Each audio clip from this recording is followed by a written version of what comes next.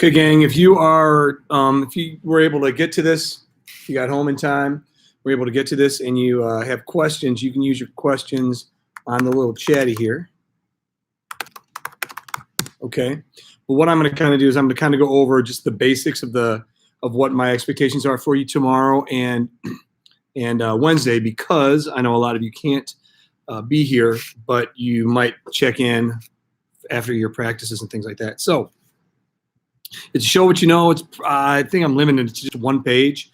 It's about really three things that we did over the span of a week and a half. The first is the edge of the precipice, the whole story about these important topics on that edge of the precipice. All right, remember? Here we go. These and these. All right, from the Compromise of 1850. Really, you could start with the Missouri Compromise, but Compromise of 1850, Fugitive Slave Act, Kansas, Nebraska, Dred Scott, Lincoln Douglas, John Brown, Harper's Ferry, and the election of 1860, the most important election in American history. Good. That's the first thing I want you to know. The second is the activity of why the Civil War. This was something that you did in preparation for class on last Monday or Tuesday before Turkey, and there are 7 different historians' viewpoints on what caused the Civil War. And then we link them all to slavery. Take a look at the target. That's a target that's right here. No, it's right here. It's a target that's also posted on the review part for the quiz, the review posting for the quiz on AHR. Then the third thing is the why secede. Why secede is what you did in class on Monday or Tuesday when I was gone.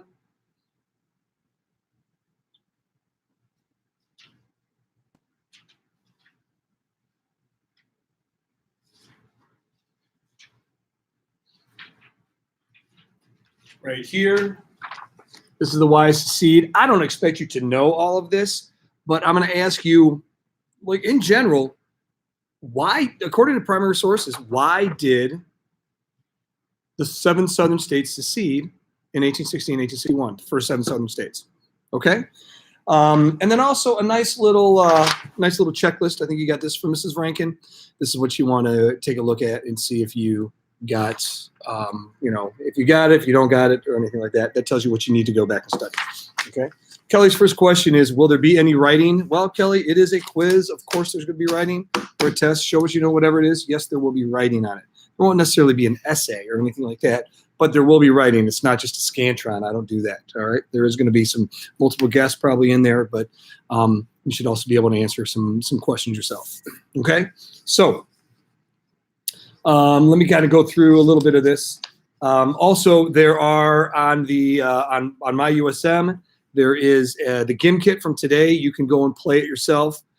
That's not going to be enough for everything, but it's still a pretty good way to kind of trigger your memory on things. There are some great resources available on AHR. If you scroll down a little, they've been available for a couple weeks, and then you can kind of go through this and take a look at your readings and your notes and things like that. Okay, doke. Ready to go? I'm going to move pretty quickly here. Just kind of go through a lot of this stuff. When it comes to this, we're talking really about the spread of slavery. It started with the Missouri Compromise. Remember, in the Missouri Compromise in 1820, Missouri wanted to become a slave state. There wasn't another free state ready to keep that balance from slave and free. So Henry Clay came in and he said, I got an idea. Here's a compromise. Missouri, slave state. Maine, free state. Maine was actually considered to be part of Massachusetts. Maine becomes a free state. So that keeps that balance right here, right? But then they said that there would be no slavery north of this line right here in the Louisiana Territory, north of that 3630 line. That was done in 1820, and that kind of set the stage, set the balance for slavery and no slavery. Until the United States had manifest destiny, they pushed west. They got all that land in the west. Question is, what's going to happen to that land?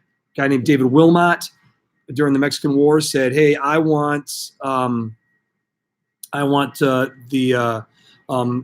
land that happens in the that we get out of the Mexican War. I want it not to be any slavery there. I want it to be free." That gets knocked down in Congress, especially by John C. Calhoun. The war is over. The United States gets all this land. All these people moved to California because of the gold rush. and then California wants to become a free state. There is no slave state to balance it. There's no place they could go. California does not want to be split in half, so it's going to upset the balance. So Henry Clay pushes the Compromise of 1850. Compromise of 1850, California becomes a free state. North likes that. Stricter fugitive slave law. South likes that. We'll talk about that in a couple minutes. No slave trade in Washington, D.C. North likes that. The rest of the Mexican cession will be divided into Utah and New Mexico. Don't worry about the names. But it will be determined by, slavery can be determined by popular sovereignty. The people can vote there. South likes that because slavery can expand. Okay? Remember, they couldn't pass the whole thing together. They had to split it up into pieces, and then they passed it. That compromise, the most controversial component of that compromise was, say it with me, 1, 2, 3, the Fugitive Slave Act. Yes. So the Fugitive Slave Act, that's going to be right here. That required, it was a stricter Fugitive Slave Act. It required everybody really in the North, especially law enforcement officials, to help get fugitive slaves back to the South. It really gave more teeth to this. And the reason why it was important is because the reason why it was important, here it is right here, is because what it did was it really brought this issue of slavery up to the North. Like in Wisconsin, we got the Joshua Glover case, and it's actually gonna lead to an increase in the Underground Railroad. Some fugitive slaves, free and fugitive, are going to be captured and brought back down south into slavery. There's a famous case about a guy named Anthony Burns in Massachusetts. It's gonna really kind of divide. It's gonna divide the nation even more. It's going to lead Harriet Beecher Stowe to write Uncle Tom's Cabin, which is, the book of the ages. We saw that at the museum today. If you saw this thing, the book of the ages. Okay. So what we're seeing is the nation is dividing more and more and more. And the Fugitive Slave Act was the biggest divisive law during that Compromise of 1850. Okay. So Compromise of 1850, Fugitive Slave Act. We then move forward to the Kansas-Nebraska Act. Oops, let me go here. The Kansas-Nebraska Act. The Kansas-Nebraska Act, this is, here we have Stephen Douglas, life-size picture of him, okay, from Illinois. He wants to push that transcontinental railroad to go through the northern part of the United States because it goes through his home state of Illinois, and he'll make a little bank on it. So he pushes for this idea that let's organize that area, Kansas, Nebraska, let's split it up. Let's organize it, which means that the federal government will be there because there are Indians there, and they would make a problem or cause problems with the Transcontinental Railroad being there. And then let's settle those areas and decide about slavery based on, say it with me, ready? Popular sovereignty, right. So what that does is that undoes the Missouri Compromise. It would be popular sovereignty would be there. And the northern free soilers and northern abolitionists say, no, this is horrible. But some northerners believe in popular sovereignty, and the South really likes this idea. And besides California, there's only 16 slave states or free states and 15 slave states. So this baby is going to pass. It's really, really close, especially in the House of Representatives. But this is going to pass, and then all proverbial hell will break loose in Kansas in what becomes known as Bleeding Kansas.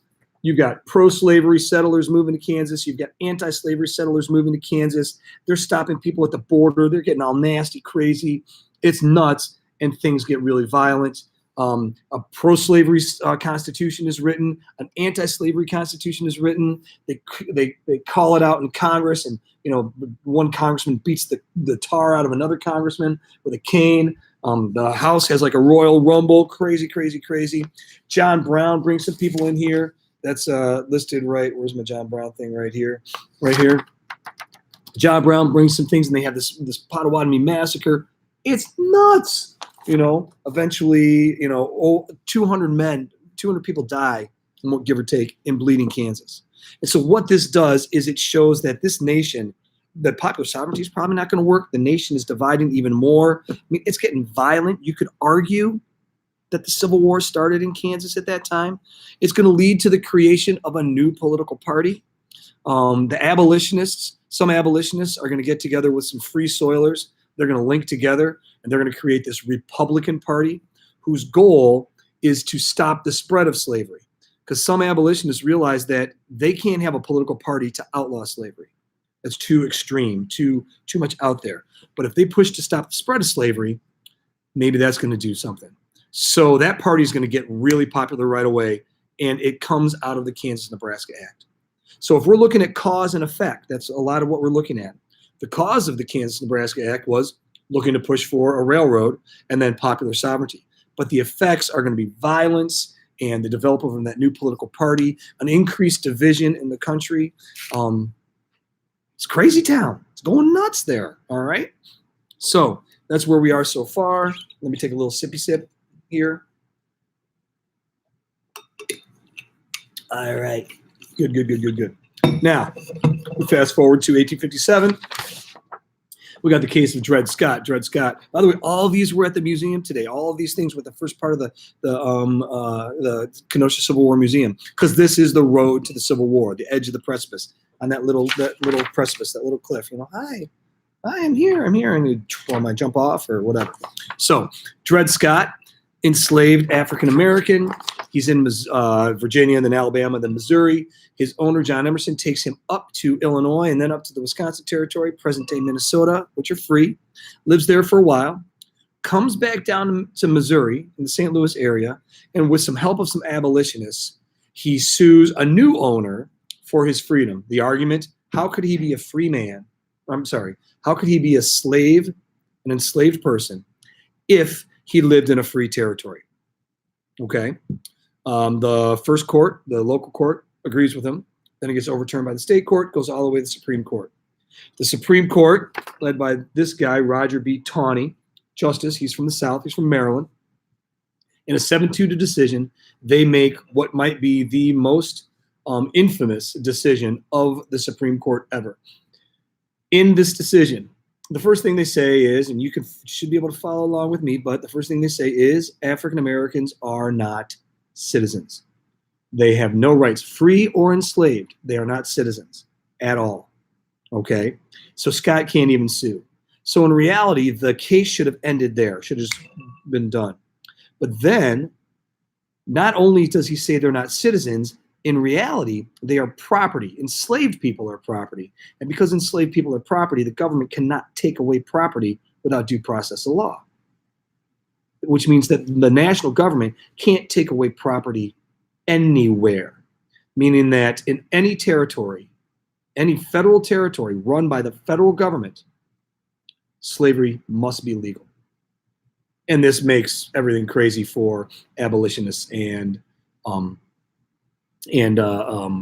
soilers. They're going, oh my God, basically this says that all the way back to the Missouri Compromise. The Missouri Compromise would have been unconstitutional. The territories in Kansas and Nebraska, you can bring your slaves there. Because the national government, which runs territories, can't outlaw slavery. And this gave a constitutional protection to the ownership of people. And that Constitution is going to be tough to beat. All right. The only way you can overturn a Supreme Court decision is a new court decision. This court ain't going to change it. Or a constitutional amendment. You're not going to get 3/4 of the states to go for a constitutional amendment. So that Dred Scott decision is going to be this crucial. It's going to be even more division in the nation. So we keep seeing the nation dividing. Dred Scott might have been maybe the last straw.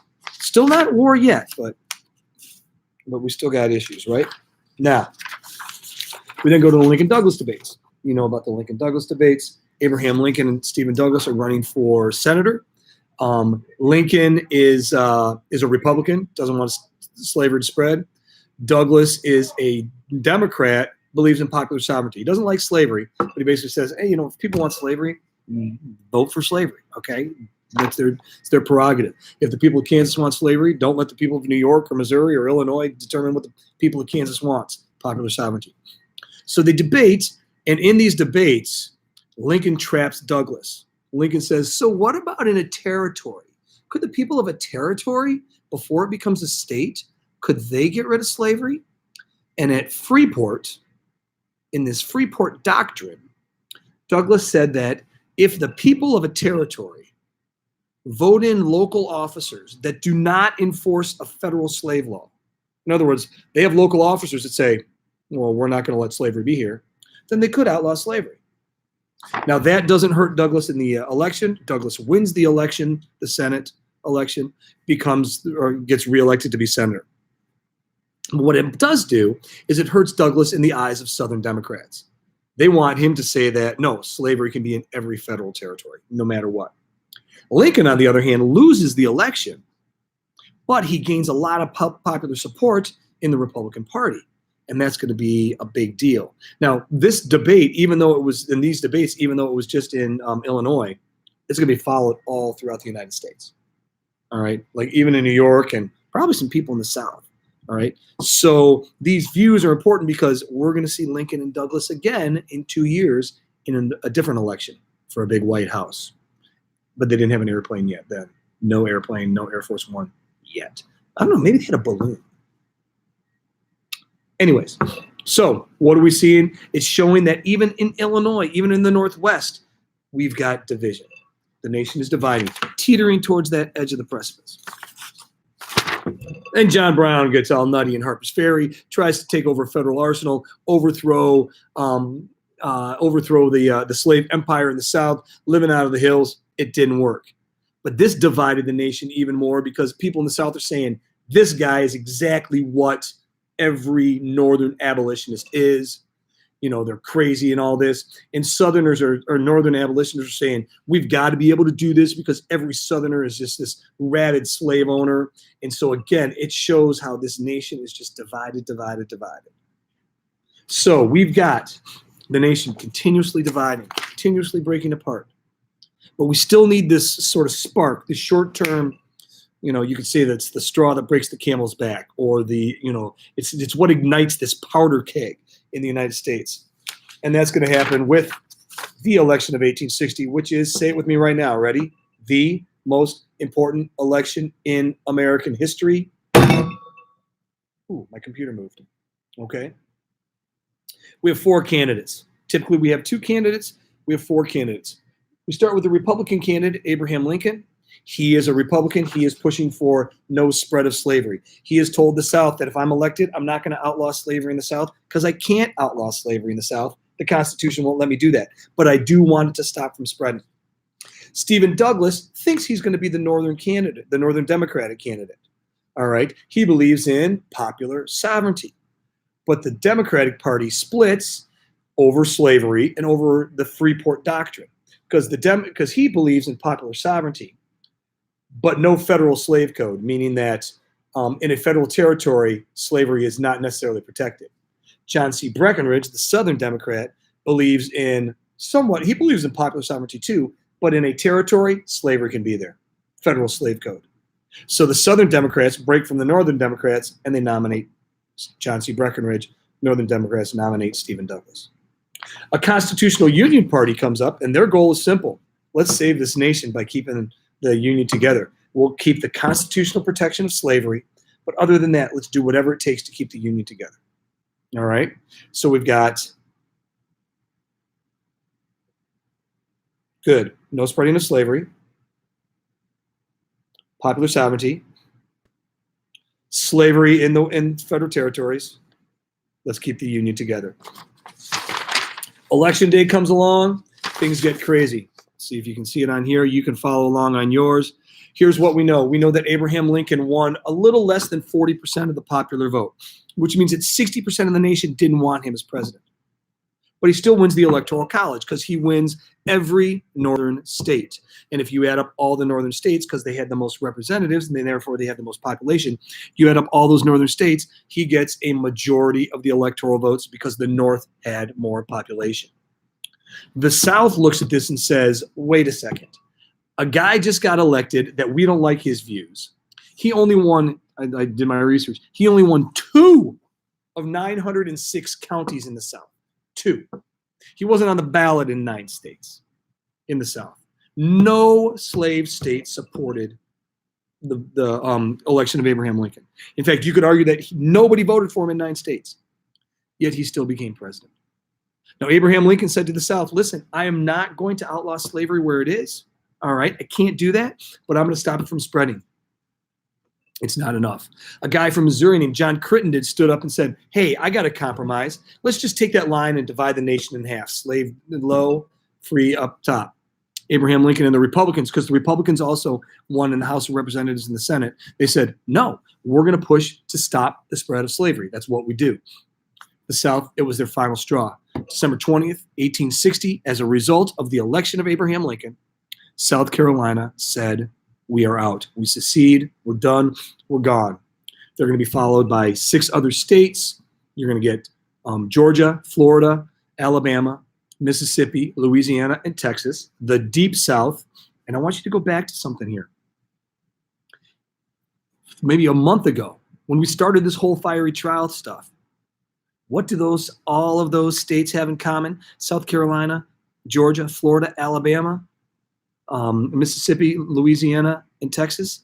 One thing they all have in common, major in common, it's white, it's puffy, it's cotton. The Deep South, the Cotton Kingdom, they're going to secede. They're going to start their own country, the Confederate States in America, their own constitution. They got a new capital in Montgomery, Alabama. They got a president, Jefferson Davis, former Secretary of War, and a former senator from Mississippi. They have a constitution.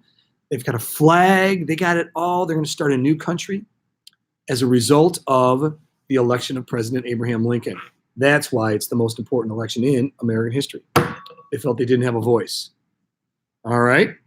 So if we were going to assess or evaluate all of these, with our scale of 1 to 5 or 1, or whatever, or 1 to 10, the election of 1860 is a 10. Still not at war. We're going to find out what happens, how they get to war after we take this little quiz tomorrow on Wednesday. But we've got a nation divided. They have jumped off the edge of the precipice. Maybe they're just kind of hanging. The war hasn't started yet, but 7 states have seceded. Okay, now you did an assignment in class that I wasn't there for, called "Why Secede," and I also gave you my key to this. Right? I just wanted you to make some observations. Nora asked, well, we need to know all the specific reasons for each state to secede, or just generally why the 7 states seceded. No memorization here. In general, why did these states secede? What did these states say in order to secede? And by the way, it is secede. S-E-C-E-D-E. Don't put succeed. Succeed is wrong. Secede. Right up there. S-E-C-E-D-E. So I want you to go back to this and just kind of browse through it. Don't memorize it. Browse through it. But why did these states all secede? What was their short-term cause? What was the that breaking point? They hit a breaking point. It was the election of Abraham Lincoln. But what was it about the election of Abraham Lincoln? If you look at it, all of them are mentioning something. They're all mentioning slavery. Every one of them. Okay? There's no 2 ways about it. And if you look at the graph, look at the order of how they seceded and the amount of slavery there is. Because what you're going to find out is you're going to hear people say sometime, maybe you're not going to hear it, but there are people still today that say that the Civil War wasn't about slavery. The Civil War was about states' rights or economic differences or the breakdown of democracy, which we'll talk about here. But it all comes back to slavery, and that's what the documents say, right? So it was this combination of Abraham Lincoln being elected and his views on slavery and the Republican Party's views on slavery, but many of them called to their slave-holding sister states. That's what South Carolina said, right? The sister slave-holding state. Mississippi wanted to secede because their positions thoroughly identified with the institution of slavery, the greatest material interest in the world. Georgia wanted to secede for a lot of reasons. The Fugitive Slave Act, they didn't like that. They didn't like the Republican Party. So it's all linked in there to slavery. You could say, yes, they wanted states' rights. You could say that they wanted, they didn't want Lincoln to be president, but it's because of his views on slavery, not because they thought the dude was tall and geeky looking. All right. They might not even know what he looked like. Okay. So kind of go back through these. And then, one of the questions too is, did they even have the right to secede? Can a nation secede? Abraham Lincoln says, no, you can't secede. Once you're in the Union, you're in the Union. And Southern states are saying, wait a second, This is the United States of America. We're individual states. We're not like this. We're like this. And if we want to get out of there, doink, doink, doink, doink, we can do that. But Lincoln's saying, no, the Union is perpetual. And that's one of the reasons why he's going to try to keep the Union together. Now, last thing, and then I'll answer your questions. This assignment right here, all right? I'm going to ask you a little bit about this assignment, because what this does is this talks about some bigger, broader reasons why the Civil War happened, according to historians, okay? And I went through my entire assignment. I went through it online. You got a video of it. I don't know if I need to go through it in detail again. But each one of these historians look at and they'll say, oh, it's because of differences in geography. It's because of states' rights. It's, the states have more power than the Union, some people would say. It's because of the exaggerations between Northern abolitionists and Southern fire eaters. They were both saying, like, each side was exaggerating. Most people were in the middle, but the North was saying, oh, those Southerners are rah, rah, rah, and the abolitionists were saying, oh, those Northerners are rah, or the other way around, whatever it is. Some said it was just definitely slavery. Another cause was economic differences, tariffs and things like that. This one right here is the differences in culture, just the way that the people lived. They were different. One way of viewing it is a breakdown of the democratic process. That democracy failed, in part because of the 1860 election, but also because some people think that, well, the minority has to be protected by the majority. And the South, being the minority, was saying the majority is not going to protect us. But the majority is going to say, but the minority can't tell the majority what to do. That's not how majorities work. So I want you to know 3 of these really, really well, but then be able to tell how slavery still plays a part in this. For example, the geographic differences. Sure, they had differences in geography, but those differences in geography led to slave and plantation labor being in the South and not in the North. They had economic differences. Those economic differences dealt with slavery. They had they exaggerated about each other, and they had stereotypes about each other. But those stereotypes were pretty much about slavery, right? They had a breakdown in democracy. But the reason why the South was so mad in that breakdown in democracy was because of the views of the Republicans and Lincoln on slavery. All right. So that's my point. I'm not trying to brainwash you guys into saying that, oh, the Civil War had to be about slavery. I'm just looking at the documents and looking at what historians say, right? And hopefully that you're doing that too. So I got 3 minutes. Let me see what you got here. Let's see. Emma. So basically they seceded, not succeeded. Ooh, bad word. Seceded, because the saved population and how heavy their economies relied on it.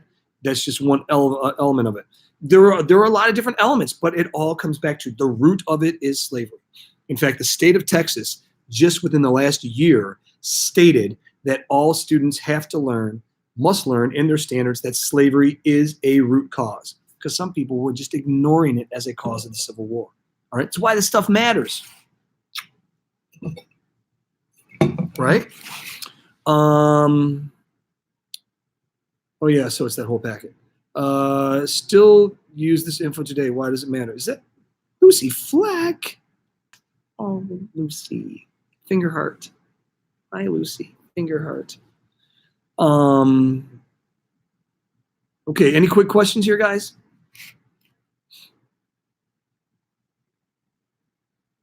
Feeling all right? Okay, it's a short quiz. It really is. Yeah, 1 pager. Yeah, it's not big. It's I'm gonna limit it to 1 page, and then we're rocking and rolling and moving on. All right, nothing to really freak out about. It's just a good way to transition from what the edge of the precipice, falling off the edge of the precipice, to the cause of the actual Civil War, like what we looked at today at the museum. Good. Mine holes, you're wrong. And hey, City Mine Holes, I need that book. Please bring it in because I got to turn it in. All right. Sonia gave me this one. Yeah, I'm calling you out, but I need the other one. All right. Everybody good? Any last questions? I got 1 more minute. I'm going to drink my water.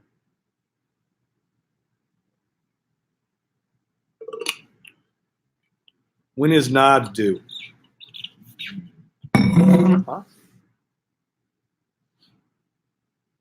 I don't know. Okay. Hey, everybody. Also, on that Wise to Seed, make sure that you submit your document that you did in class. I think we're pretty good. Sound good? Are you going to drink water for a minute straight? No, because my bladder can't handle that. Okay. All right. I'm out of here. I will see you in the AM. Have a great night. Tell your parents how much fun you had at the museum today.